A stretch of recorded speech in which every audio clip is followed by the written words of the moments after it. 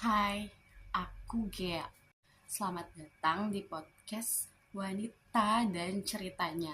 Kebetulan ini podcast pertama aku. Semoga kalian mau ikutin terus perjalanan podcast aku yang pertama sampai mungkin podcast aku berikutnya.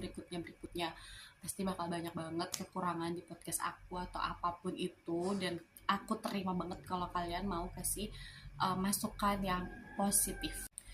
Podcast Wanita dan Ceritanya ini terinspirasi dari kenapa sih wanita dan ceritanya, karena semua wanita itu selalu punya cerita dan suka bercerita. Wanita kalau misalnya dia lagi happy pasti dia bakal banyak cerita.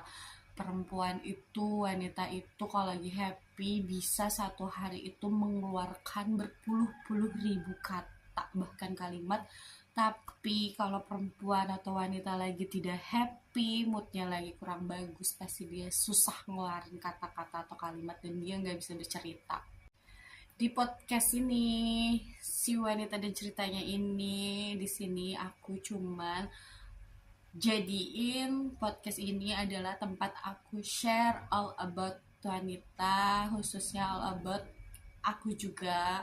Jadi eh, cerita tentang kesedihan, kebahagiaan, kelucuan, kebodohan yang berfaedah atau unfaedah, dan semoga oleh-oleh dari keseharian aku, dailynya aku, ketemu orang-orangnya aku yang bisa aku bungkus, aku kasih ceritanya buat kalian.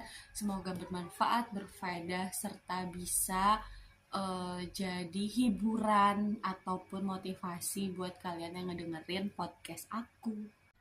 Nah, di podcast uh, pertama aku ini, aku pengen cerita atau sharing tentang masa kecil, entah itu buat kalian memori masa kecil baik ataupun buruk, pasti beda-beda ya. Pasti aku di sini mau menceritakan tentang trauma masa kecil. Jadi masa kecil aku itu layaknya anak-anak normal biasanya.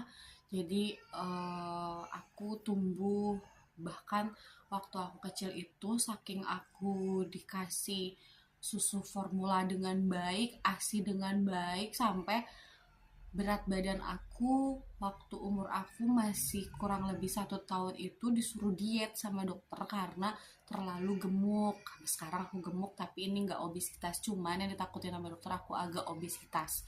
Nah, masa kecil aku itu aku jadi